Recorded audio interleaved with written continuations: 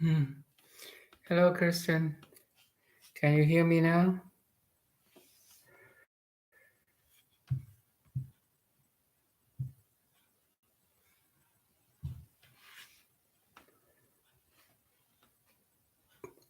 Okay, so today we have some study of the Hua Yan school. So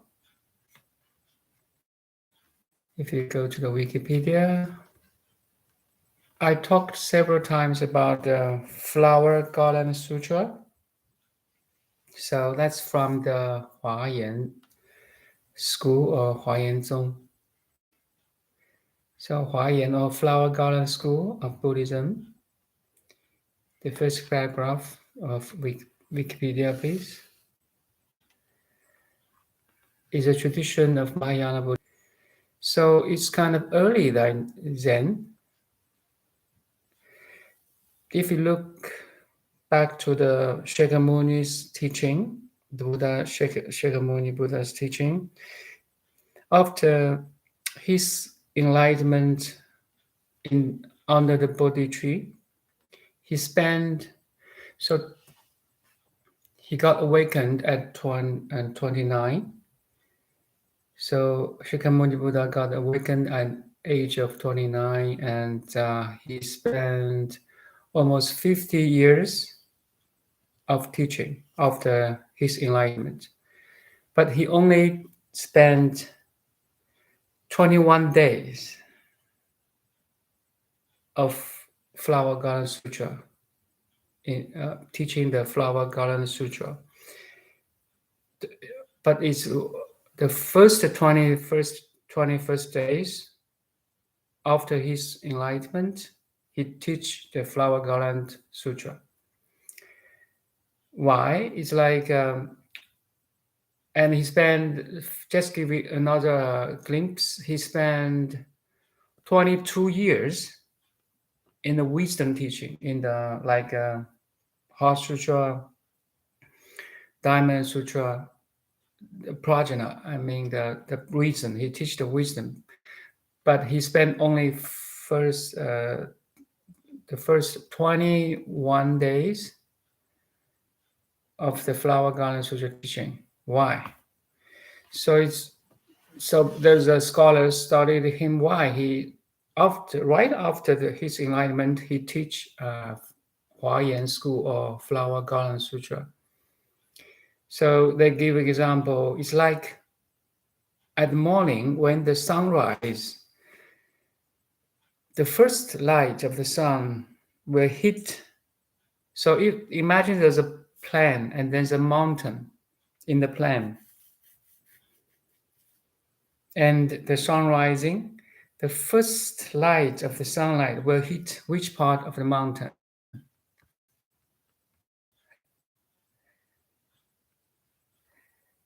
Will reach the top, the tip of the mountain. So in this way, his first 21 days,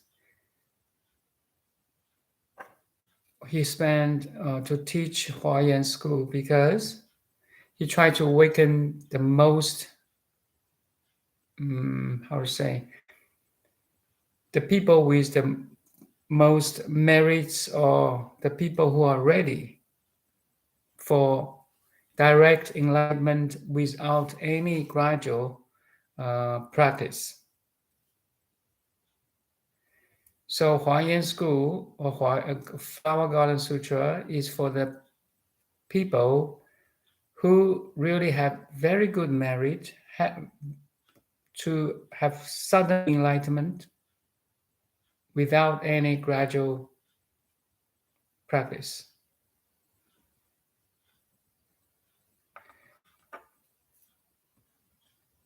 But later on, he found not only one small portion of his disciples can really understand Hua Yan school. And he came to teach like a gradual practice, like morality, meditation, and wisdom. But Yeah, that's very interesting. If you study the history of Shakyamuni Buddha's teaching, Hua Yan school is really a flower garden sutra, or here we call it Avatamsaka Sutra. You see, the name Flower Garden Sutra it suggests the crowning glory of a Buddha's profound understanding of the ultimate reality. From my experience, I really like this Avatamsaka Sutra. It's really like show you the way. Very profound standing of the ultimate reality. It's so hard to explain it. It's so hard, but Shakyamuni Buddha explained it very, very well. So if you go to the Hua Yan school, also you can find teachings in Korea, Japan, Vietnam. The early texts associated Avatamsaka Sutra we're at regions now are the Dosha Jing, Do, Dosha Jing, anyway, produced by Lokam Sama in the later part of 2nd century CE and the Pusa Jing, Pusa Ben Jing, I think, translated by Zhi Qian in early mid 3rd century. So it's kind of 2nd century and 3rd century. It's evidence that small Buddhists put myself down sutra circulated on their own as individual scriptures.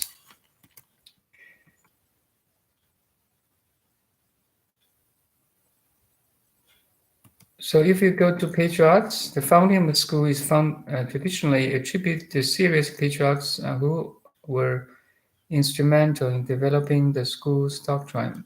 The 5, Du Shun. The first patriarch, Du Shun. So Du is his family name, Shun is his first name. So Du Shun is the only master in the history of China that have his own original worldly name kept as a master. So if you go to Zhiyan, the second Zhiyan, the third Fa Zhang, the fourth Chen Guan, they all use a master name, a different name from his family name or the name given by their parents. It's very interesting. Only Du Shun kept his name that their parents gave him. We'll go back to all the patriarchs later and have a glimpse of what the Hua Yan school is.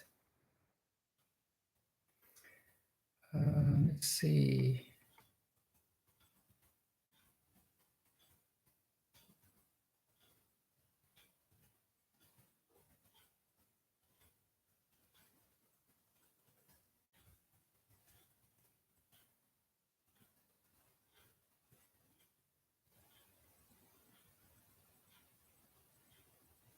So if we go to the text, Avatamsaka Sutra, and in the middle, there's a little translation by Williams, I think. In each dust mode of these worlds are countless worlds and Buddhas. From the lip of each hair of Buddha's body are revealed indescribable pure lands, the indescribable infinite lands, all ensemble in a hair tip of Buddha. So here Buddha is not a person, okay? He's not a worldly person. Buddha is a field. You can see it like that way. Infinite big and infinite small.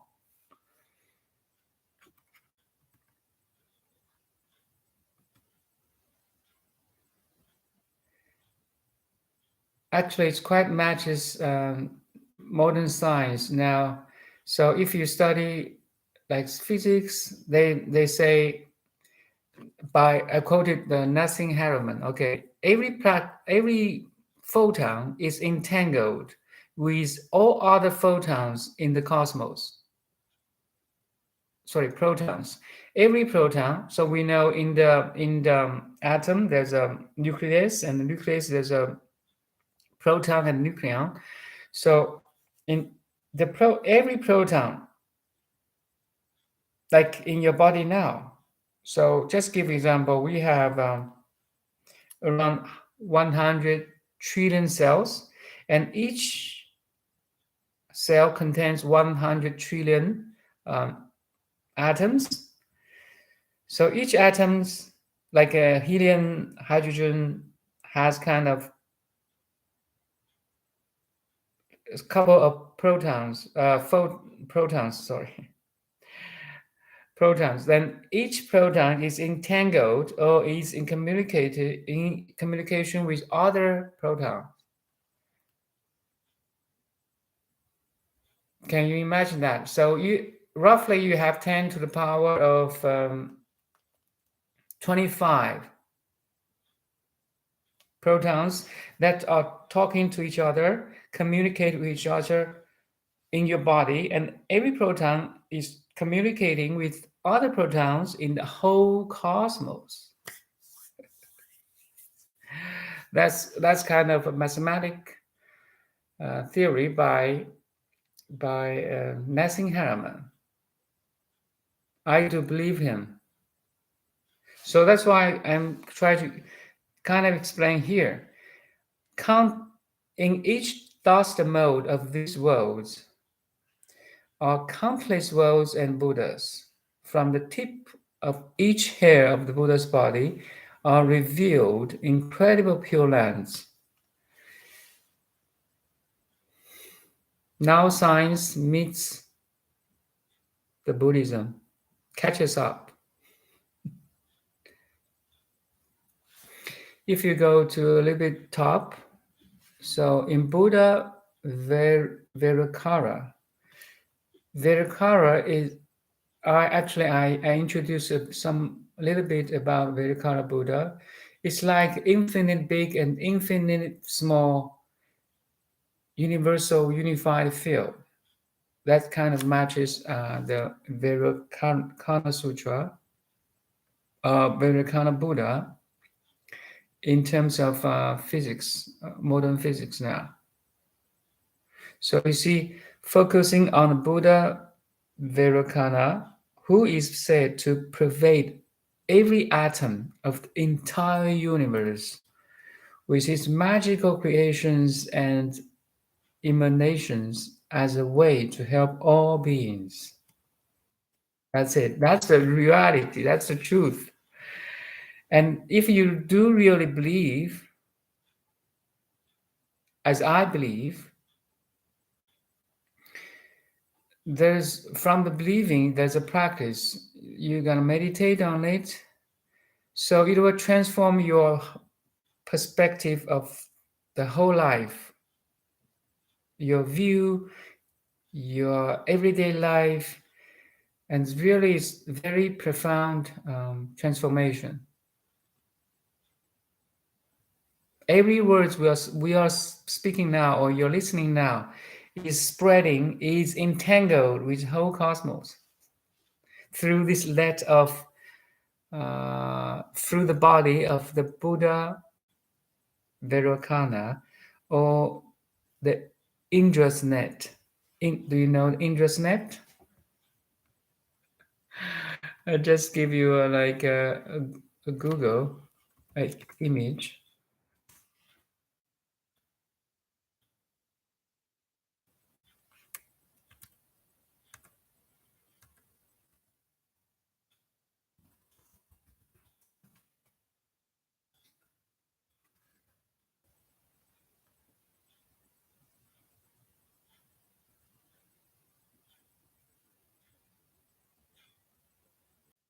You can Google Indra's net, and now I'm setting you on the.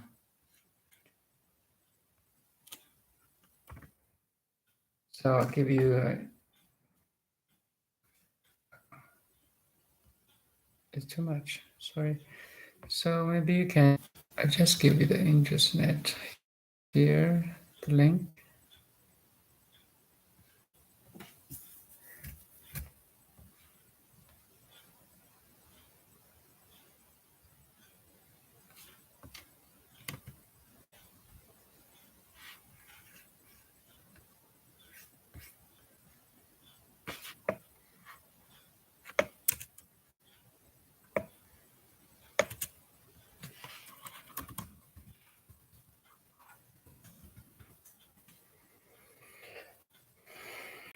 You can Google by yourself, internet.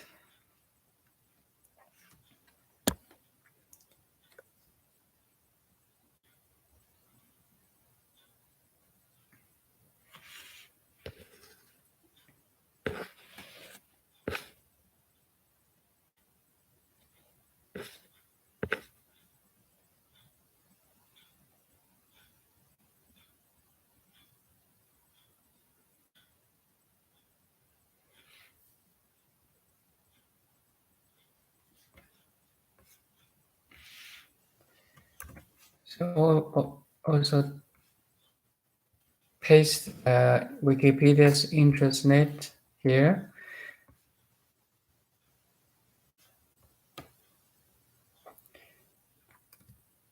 So if you go to Wikipedia's internet is also called Indra's jewels or Indra's pearls. It's a metaphor used to illustrate the concepts of sunyata, emptiness, the core teaching of the Buddhism,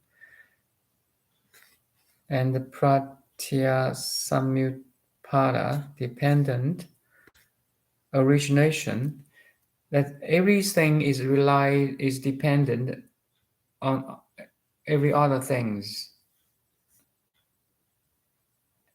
It's actually it's a holistic way of looking. Just every cell of your body is in communication or is dependent on every other cells in your body. Make sense? We, the lung can breathe because the intestine can digest the food and give you energy and the nutrition, right? And you can move your muscles because the cells of the intestine give you energy, and the cells of the lung can breathe and give you oxygen. So it's true in the body, it's also true in the whole nature. That's what we call it in the dependent origination or interpenetration in Buddhist philosophy.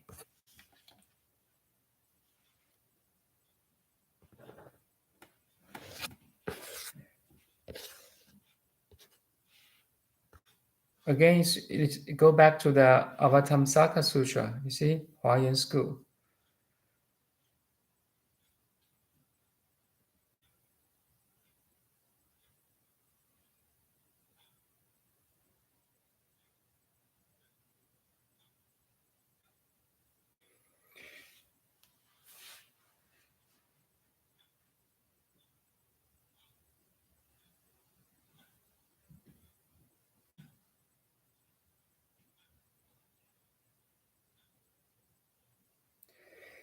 If you go to the middle, we are still in the page of Indra's net, far away in the heavenly abode of the great god Indra. There is a wonderful net which has been hung by some cunning artificer in such manner that it stretches out infinitely in all directions, in accordance with the extravagant taste of deities. The artificer has hung a single glittering jewel in each eye of the net, and since the net itself is infinite in dimensions, the jewels are infinite in number. We are now, right at this moment, in this net, Indra's net, in this infinite big, infinite small web of connection, communication, in terms of energy, information and matter. Now the modern science call it universal unified field. You cannot see it. You cannot. It's in, but it's manifest in every form and a name, including your awareness, including our body and mind.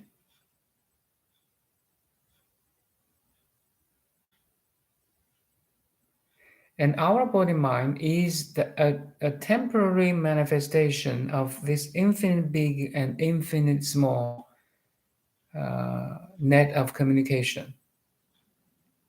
You really, right at this moment, so you are not your body mind, or more practical way to say, you're not only the body mind.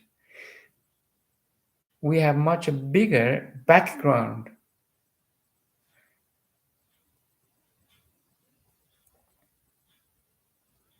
You're not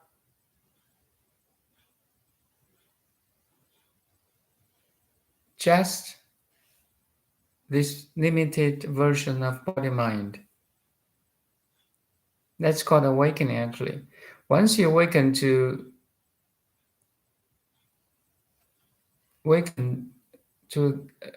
a realization that you are not only this body mind, you have a little bit sweet. You have a freedom.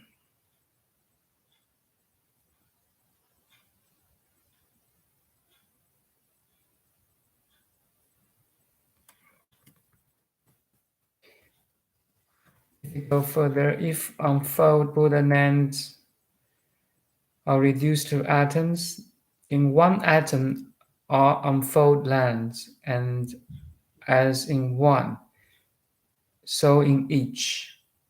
The atoms to which these Buddha lands are reduced in an instant are unspeakable.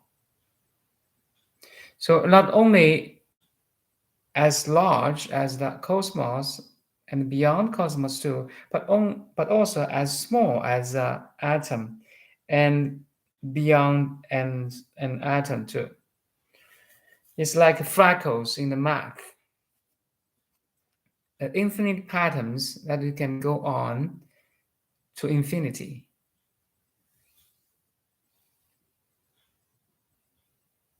Going on for unfold eons. The atoms contains lands unspeakable many, and the atoms in these lands are even harder to tell of. So beautiful if you realize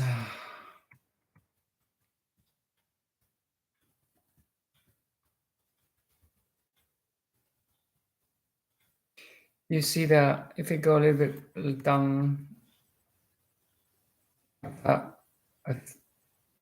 Atharva Veda,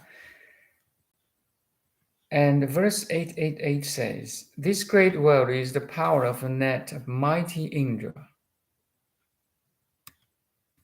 You can say, if the whole observable cosmos,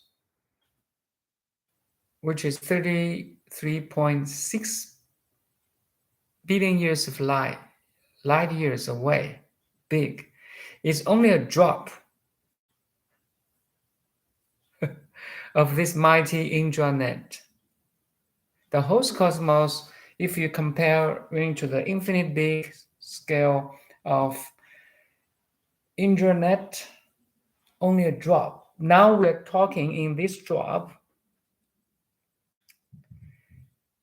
but we're not small. You see, our minds are big as the infinite. We're talking about the infinity, but our physical body kind of very limited. But our heart is infinite big. I want you to feel that way.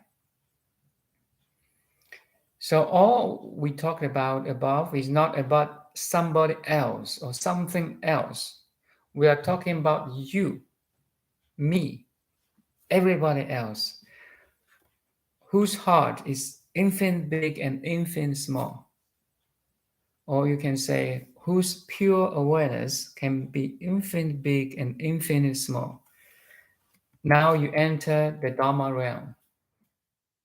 repeat Dharma realm again and again, you're not living in the body mind. You're living in a pure awareness, which has no boundary. That's important in awakening. And that's a milestone in the path of awakening.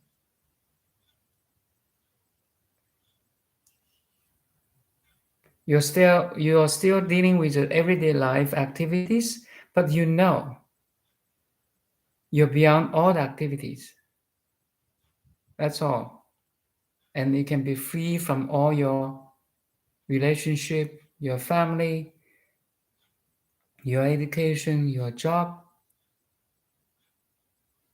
You're free from all these contents, but actually you can enjoy them more, appreciate them more, because now you have this freedom. Your feelings, your emotions are not dependent on the contents of your awareness anymore, but with better understanding, clarity, and stability.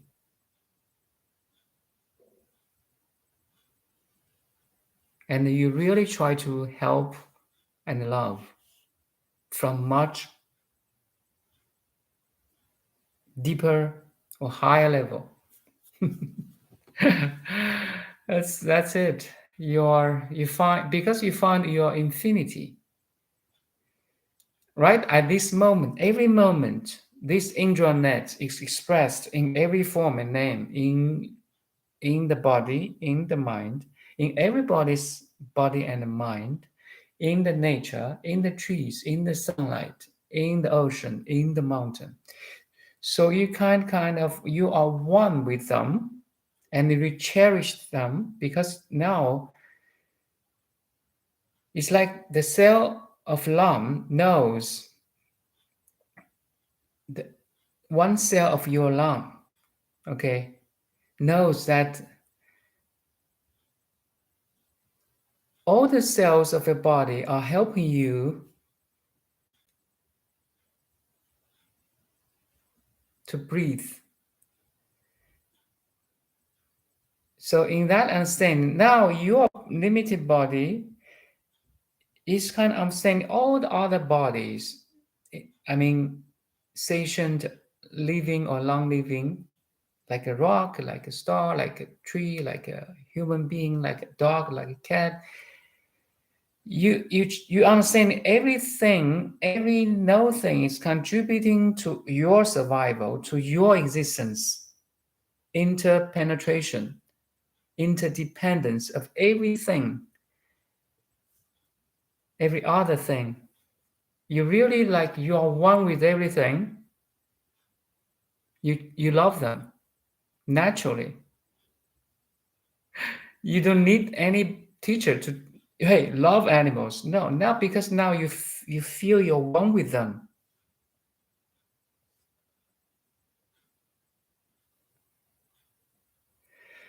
That's the interest net. That's the oneness meditation school.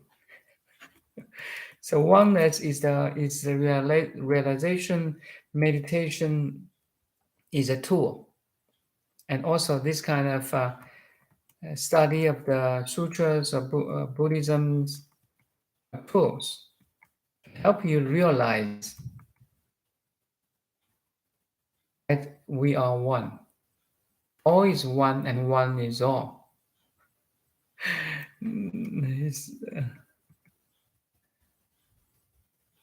Anyway, if you go back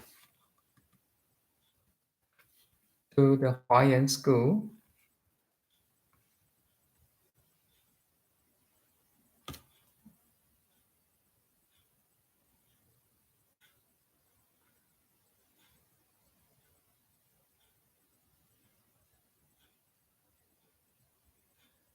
yeah, interconnectedness of the universe.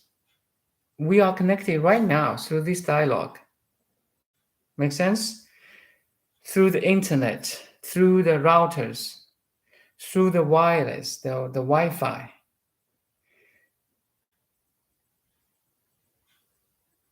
So our minds are talking about the Buddha's minds. So Buddha's minds has been existed for a long, long time. If you're now only at this time we began to study the Buddha's mind. Let's say we began to study the Buddha's mind. So if the Buddha's mind is the manifestation of the truth, the ultimate truth, it means that the ultimate truth is always there, waiting for your discovery. Okay. Now, at this moment, we can have a taste of the ultimate truth. And this has been experienced by all the sages and the masters. You got it? Now, every drop in this infinite big of the Indra's net is kind of talking through you, through me, through any master, through any sage, through Buddha, through, is talking, is sharing, is communicating. No matter you're aware or you are not aware. Interesting, right? Not only in the scope of individuals, but also in the collective, the whole humanity. If the whole consciousness of humanity is like one big brain, okay? Now at this moment, we are touching the ultimate truth right now. And there's a pioneers before us, and there definite followers after us.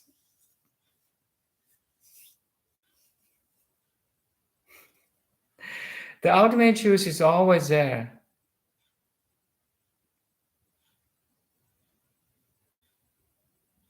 It's waiting for our discovery.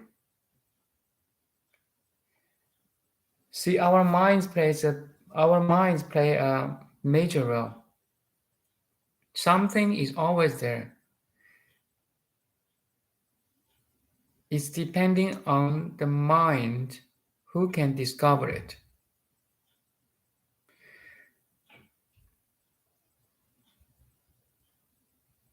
It's back to Eckhart Tolle's analogy. There's a beggar begging on the street, reach out his hand for the money.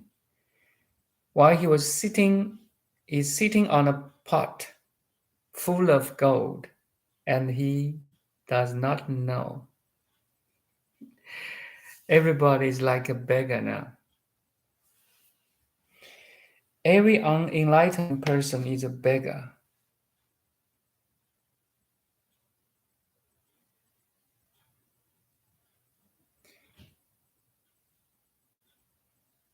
Every enlightened person is just a person who find the gold in the pot. He was sitting. He or she is sitting. Very simple.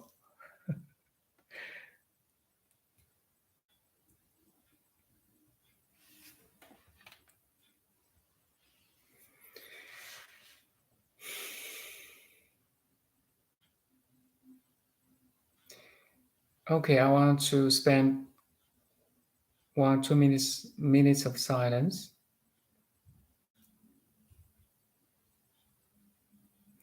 I want you to immerse in this ocean of infinite love, infinite energy, infinite information, and connectivity.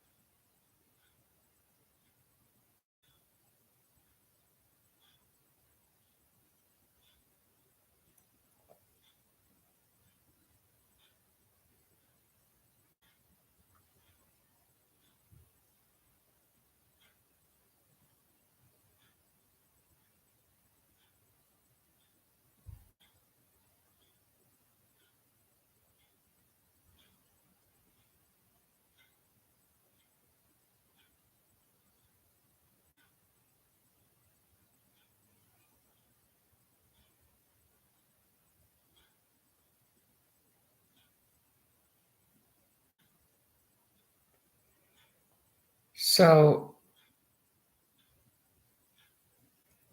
no matter you're meditating or you're not meditating,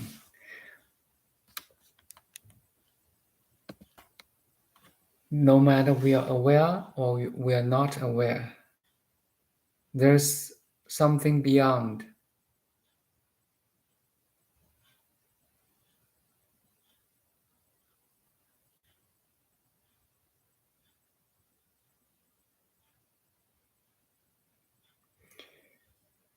I would like to say your awareness, you're aware, right? The very awareness is the application of the ultimate, which includes every form and the name, trees, ocean,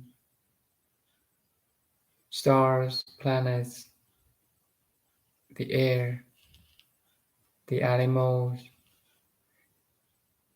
I want you to have that understanding.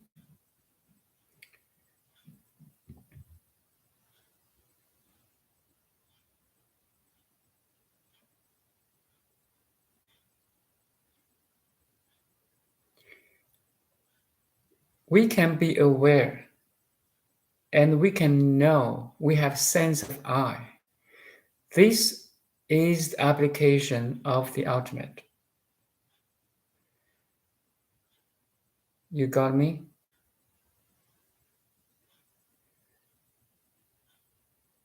We are not a dead rock.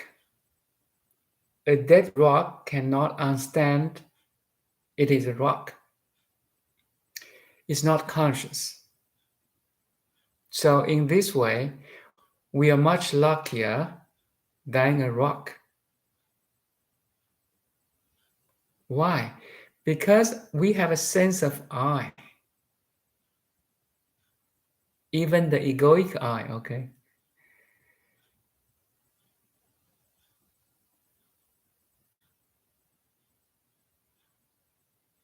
This sense of I, egoic or non-egoic, is the application of the whole cosmos. The air, the ocean, the sunlight, the spin of the earth, dark energy, dark matter, you name it.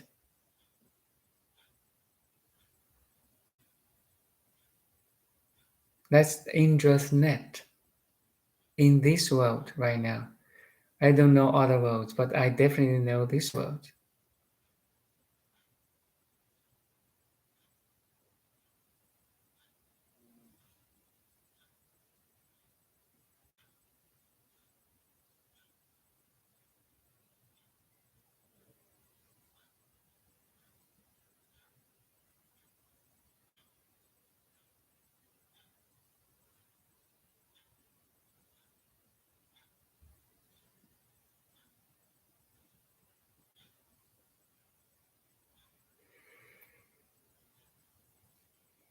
In this understanding, it helps you to be more grateful, to be more, to appreciate things more. That's my experience. You don't take everything for granted anymore because everything helps you to exist.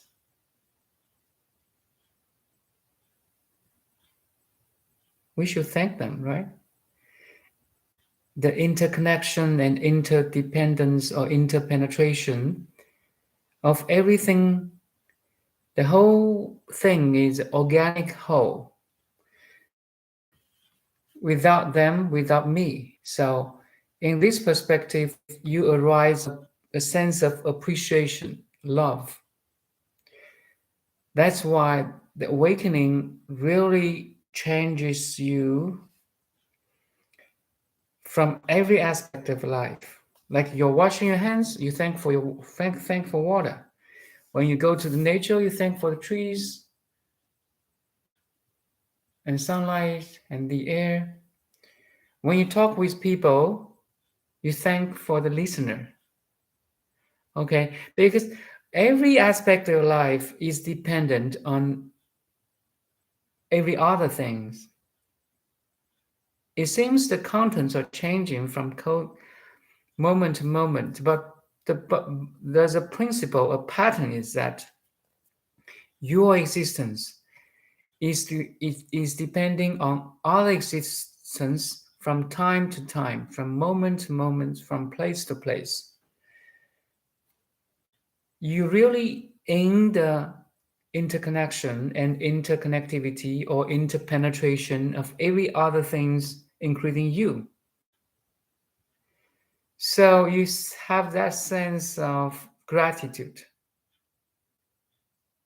It's naturally came. Once you have a feeling of gratitude or appreciation, you feel good. You want to involve more. You want to express more. You want to listen more. You want to act more. You know, and you can do nothing and enjoy too. You see, that's called awakening.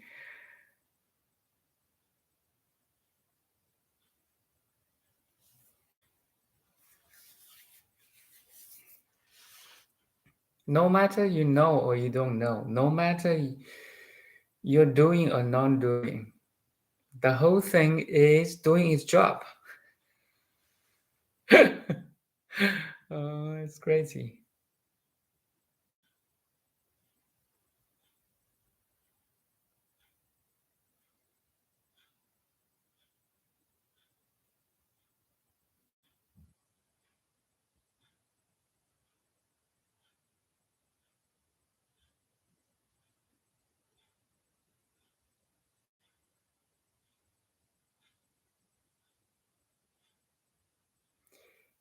So, finally, my conclusion.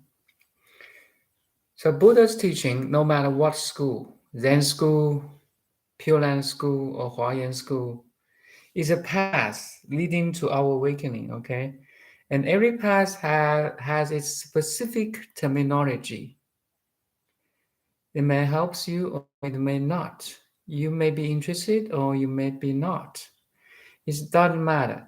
So, so that's why I introduced different schools, different terminology. Once there's a word, there's a story that rings a bell in your heart, or echoes in your heart, or resonates in your heart. At that moment, you are connected to one drop of this infinite ocean. It's like there's infinite like drops in this Indra's net, where every drop is like crystal-like, shiny. Our words is kind of connecting to all the masters of Hua Yan school, to all the masters of Zen school, or to all the patriarchs of Zen of Pure Land school. You see, do you realize that way? Every word you're using now, we are using now, is a recycling of our parents, our from our school, from the linguist, from the Pure Land school, from every thought and word of our mind is a recycling of the whole cosmos. You see that? Oh man, that's beautiful.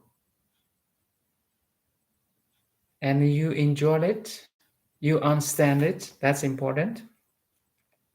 You enjoy it by understanding.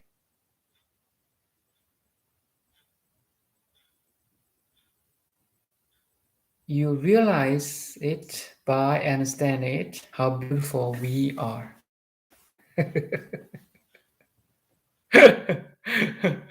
Yeah, Ouroboros, the snake, is biting his own tail now. Okay, that's all.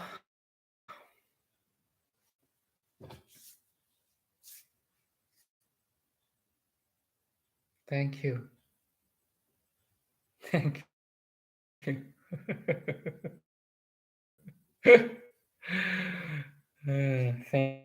Thank you.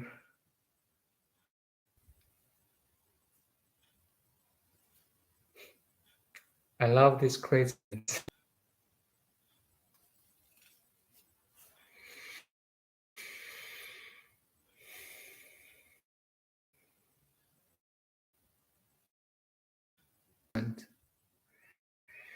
I'm going to teach in Osho ashram. Osho, do you know Osho? OSHO, the Indian master who passed away maybe 20 years ago, I think. I may teach in the Osho ashram in September.